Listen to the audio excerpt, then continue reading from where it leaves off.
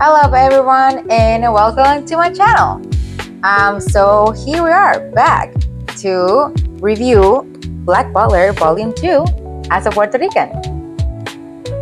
So yeah, as last time I'm gonna be pointing out like small little details that I noticed and comparing it to like more current things, and then just going overall, seeing if we can like find something that was missed the first couple times I actually read the book. Yeah, just to have fun reviewing this. Just spoiler alert, there's gonna be probably some spoilers when I'm reviewing this, so just be careful of that if you don't want to be spoiler about things that potentially happen in the story. Also, remember that everything that it says in here, all the opinions and theories said in here, you're welcome to agree or to disagree with them. So let's start. Okay, we're gonna start pointing out the things that I found out curious about it, like the couple like little details, like Easter eggs and those kind of things. Now let's see. In this volume, first let me introduce a new character. Some of the new characters that are introduced in this volume. So we have Madame Red and Lao, which we actually got to see in the first volume. They were just like kind of like in a panel. I don't think they were really talk or really did too much, but we really get to see them interact with like some of the other characters in this volume. Also, Undertaker is introduced for the first time in this character, and the Viscountry also get introduced in here, which will be a recurring character in a couple of our arcs down the road. Same for Lao. But yeah, those are some of our new introduced characters in the volume. So yeah, first we discover in this volume pretty much Sebastian's love for cats. He is very frustrated with the servants of the manor. They're just, as always, like doing their duties and like, I guess, being pretty useless. I mean, Sebastian does call them useless. So yeah, he's the one that have to like fix everything in the manor, because they're just here to just, they're here not necessarily to be servant. As we know later down the road, we get revealed that they are actually like the people that protect the manor. We have like a professional like assassin, and we have a military expert, and then we have super strong guy that are the one that take care when like the manor is under attack or CL is in danger or stuff like that. So pretty much they really don't have the skills that you really require to be a servant, but I guess that is their duty, their job, when they are not doing their actual official job, what they were hired for. So we can see Sebastian very frustrated about all the things that the servants keep doing wrong, and so he apparently relieved his stress with cats. They introduced the cat for the first time. There's a part where he says, "I want to see her," and then they show the cat. I don't know if I'm reading too much in between the lines, but when he said, "I want to see her," that part is like bold. I don't know. This could mean nothing. This could mean something that I am not personally understanding, but I feel like usually when there's like bold letters in it, they tend to have some kind of like meaning behind. Sometimes it's just very easy, something that get revealed like on the next page or something like that.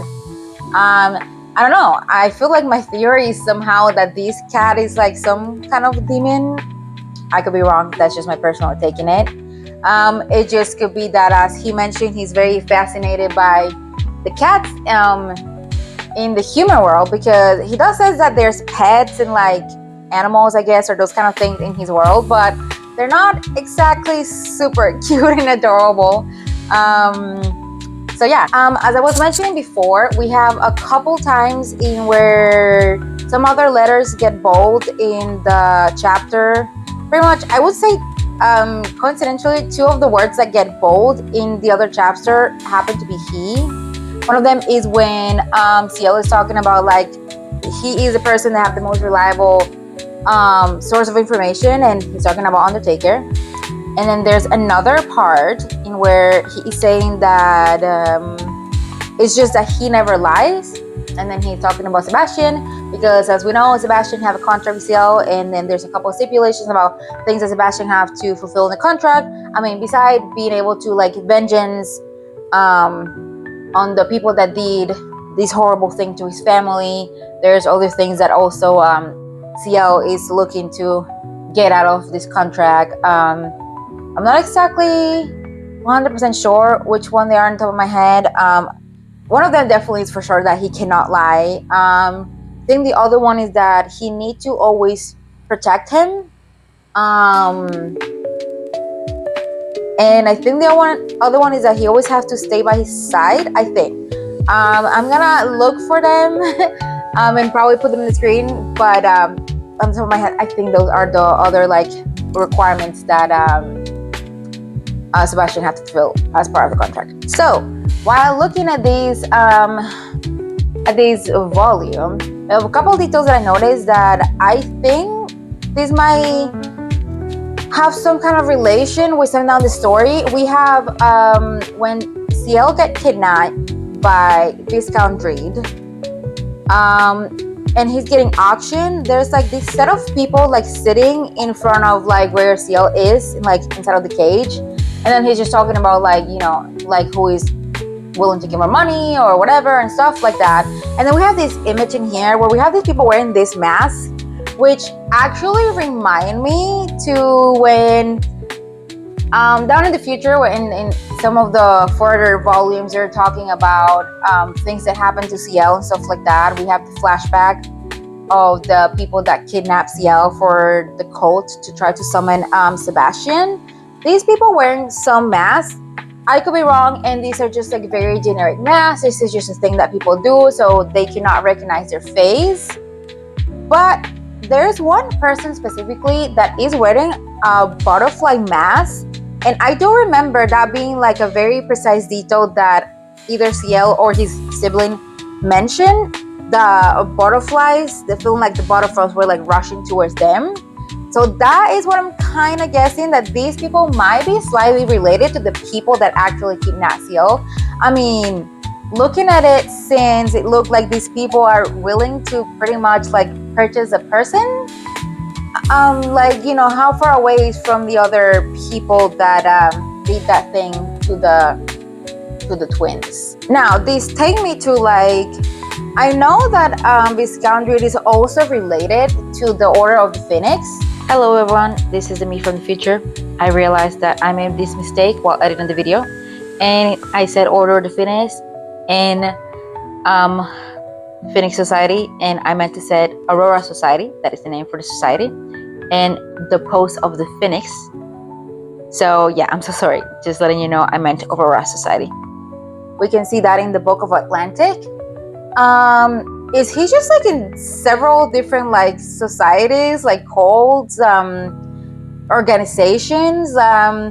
Because if he is related to this one, that is the one that happened to kidnap Ciel and his twin brother like years ago, and we also see him in a different organization, which is the Phoenix Society, which is trying to bring back people to life. Is this his like his hobby, like what he do for fun?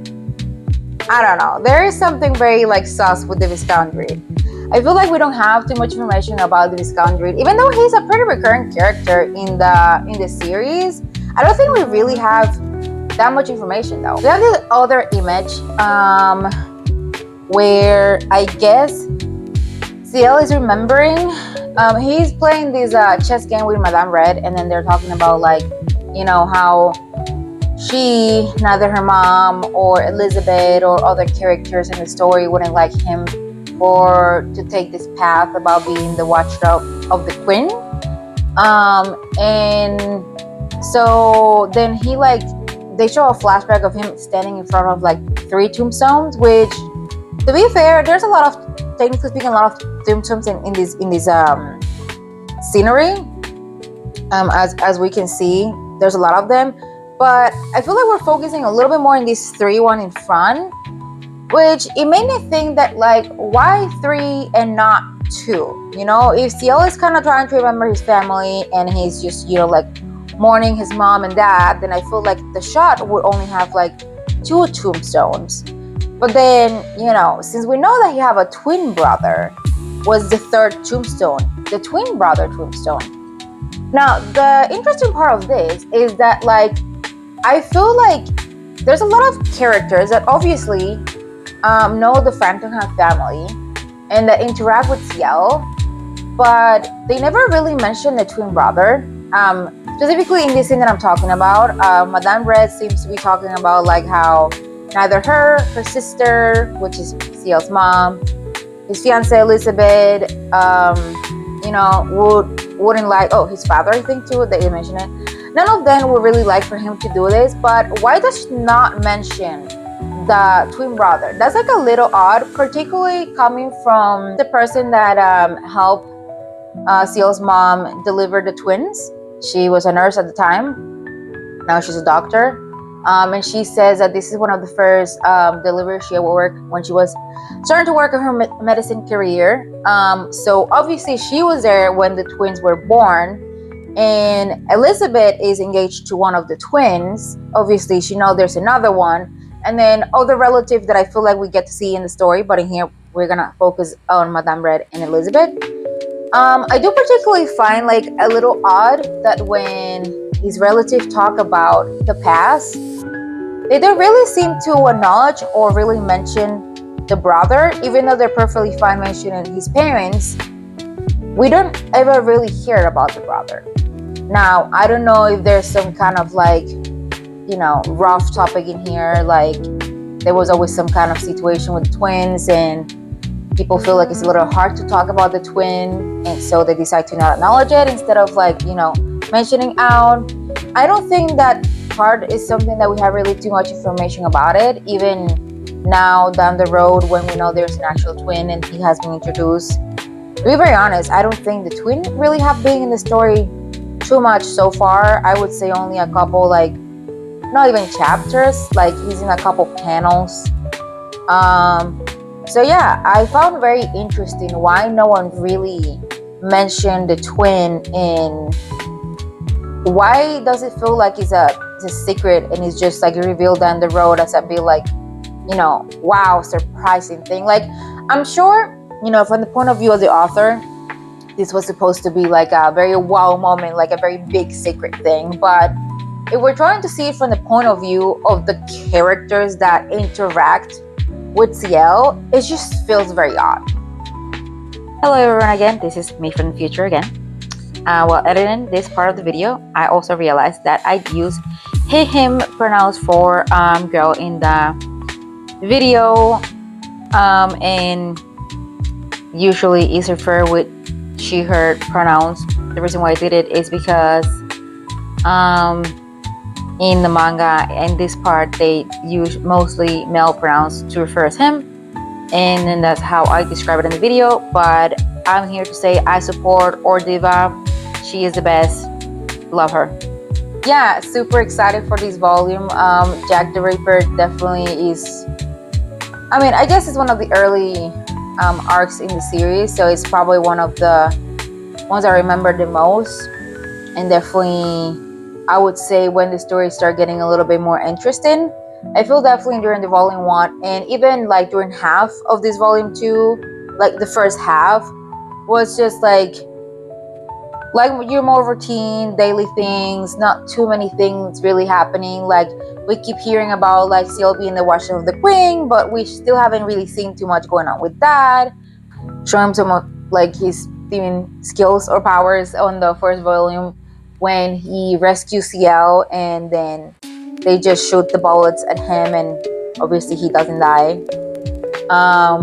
But we see him doing in here some things that some of the other characters in the story is just looking at him like very odd, because there's obviously things that not a human should be able to do, like when CL tell him to go and investigate the suspect for who could Jack the Ripper potentially be. He just jump out of the carriage, and Madame Red and Lau are just there staring at like, what did it even happen in here? One of my favorite parts in this volume, I would say that it is when Grell revealed that he is the one behind Jack the Ripper, or more like he is together with Madame Red, Jack the Ripper, because I guess Jack the Ripper is more like a team.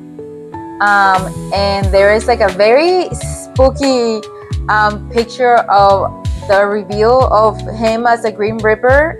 I remember the first time that I saw it, I was like quite terrified. It is like pretty scary in general if it's your first time seeing it. Like it's gonna be a little bit of a jump scare. But now, after seeing it a couple times, I actually like it, and I think I really like it because it's just kind of like letting us know a little bit about how this character is going to be in the future, a little more of his personality and just who he is. Which again, as I said, Grell, Madame Red, and Antiques are some of my favorite characters in here. Which, funny enough, I guess I have red hair just the same way as Madame Red and Grell. I don't know if that's why I feel like they're some of my favorite characters, but could just be a coincidence, I guess. So now let's go to the part of the rating for the book. So this is our cover for the volume 2, and I gave this cover a 5 out of 10. I gave this one a 5 out of 10 because even though I kind of like the part with the desserts, like it's very nice, cute looking, very appetizing, and it kind of go with the first volume cover where he's like serving the tea. So then here we have the suite for the tea. There's not too much going on with Sebastian, like he's just mostly like showing his back, so I feel like there's not too much detail that we can talk about, at least in the terms of the character. Like the where you have most of the detail in here is the food. There's not too much going on with Sebastian, so like I guess 5 out of 10. You know, like the sweets are really caring a lot for this cover in this case. So yeah. Now for the art style, I give it 6 out of 10 because I definitely think there was an improvement from the previous volume to this one.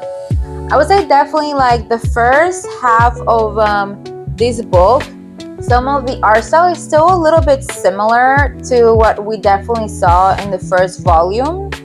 So, you know, there's that. But I definitely think for the second part, once we start the arc for Jack the Ripper, Yana definitely was able to showcase a couple more details. She was definitely able to focus really on things that she wanted to showcase, and she wanted the people reading the book to be like, wow, this is like really impressive. As I mentioned before, the reveal of Grell being from like, oh no, I'm just like a butler, whatever, and then he get revealed like, oh no, like you're Jack the Ripper, and then he just like dropped the mask, and then like they show him with like the very sharp teeth and like the blood on his face, and the emotion that was put into that drawing was like very nice. Like I definitely feel exactly what she wanted me to feel when she was drawing that particular scene. There's also another scene a little bit later down the road in where they showing Madame Red wearing her like full like red outfit, a lot of detail, very beautiful, very elegant. And the third one that I would say that it was like very like a lot of detail and very wow is when like after Grell stopped like the transition from Butler, and then we actually see the real Grell with like his red hair and like his death side and the glasses and everything. There was like a lot of detail in that scene too. And yeah, that's what I gave it a little bit of a high rating, because I definitely think the art style have improved a lot just from one volume to the other. Now, for the personal investment, I would say that I give it a 6 out of 10. This one also seems to have improved a little bit. Again, as I mentioned, once we start the arc of Jack the Ripper, I feel like that arc was a lot more interesting. It like captured me a little bit more. Oh, I think I forgot to mention earlier that I think the first time that I heard about Jack the Ripper was when I was reading Black Butler. That was the first time that I ever heard about like the whole Jack the Ripper case and everything. So I found it pretty interesting though. I think is, you know, the first time that you hear something, I think it just sounds more interesting, more captivating. I mean, I am rereading the volume and I still feel like it's very captivating in general. I just think that the character that they choose to like represent Jack the Ripper are very I don't know what to call them accurate, because like I mean, like at the end of the day, we don't really know too much about Jack the Ripper, and that's not a theme that I think we're gonna go too deep into this because we're not talking about that thing. We're just talking about Black Butler. But I do think that for what she wanted to capture for Jack the Ripper, what Jenna wanted to capture for her book, these two characters really were able to fulfill that role. Now, for characterization, I give it a 7. I give it a 7 because I do really like that, we're starting to already see some characters being brought back. As I said, Madame Red and Lau were introduced in the first volume, but we didn't really see them like doing too much. But now they're bringing them back, and we actually see them just interact and just be their characters in the story. We have more of the servants. Like, we were only able to see a little bit of them in the first volume. I think most of the characters kind of like interact with each other. I mean, except for like, we do have the people in the mansion. I think interact all of them within like their personal like arc and stuff like that. And once we move to like the Jack the Ripper arc, we also see all the characters involved in there interact with each other. And also, as I said, I feel like Madame Red sitting down and talking to Ciel and mentioning other people, and then just being able to see that part of the character, like the more human side of the character, before we do the grand reveal for she being the Jack the Ripper. Like, it was very nice. For the eventfulness of the volume, I will give it a 6 out of 10. Again, I've said this a lot of times in this video already, but most of the eventfulness of this volume happened in the second half of the volume when we get the Jack the Ripper thing. Definitely a lot more things happening here, like Ciel getting kidnapped again, but by a different person this time, and having to get rescued, and Ciel dressing up as a girl for him to be able to go to the ball and not get recognized, and be able to do this mission that he's been given by the Queen. Just the whole like Jack the Ripper thing, which we're definitely going to be seeing in the next volume, and there's going to be more eventfulness related to that. I'm not giving it a higher eventfulness because there's only like half of the volume that really have something going on. I definitely think there was a lot more action in this volume compared to the previous one, so that's what I feel like we have a higher rating for this one. And before I give the total, I'm going to be talking about my favorite panel here. I did mention my favorite panel earlier when I was talking about like some of those other panels that have like a lot of like details in it. My favorite panel would be this one. Is a panel in where we can see Grell like presenting himself. I'm Grell and stuff like that.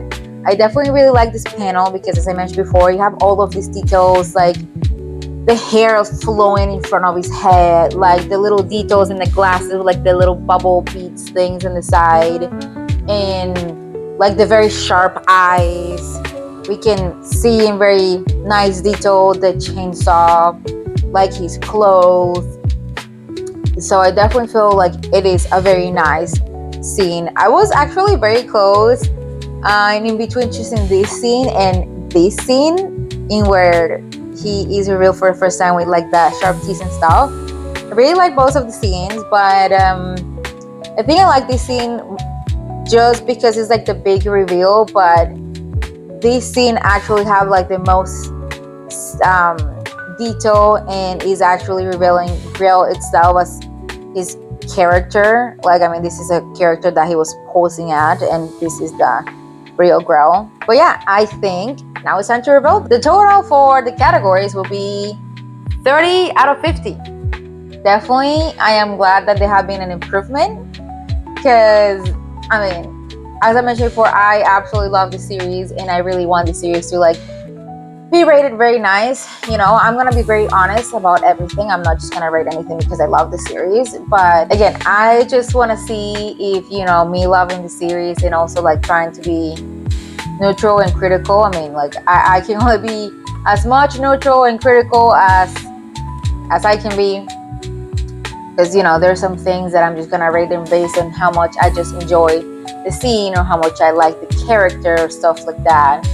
But just really trying my best to just notice the detail in between like chapters, things that happen, things that improve, and like new information that is relevant for the plot and things like that. But yeah, I think that's everything I have for this volume. See you next time.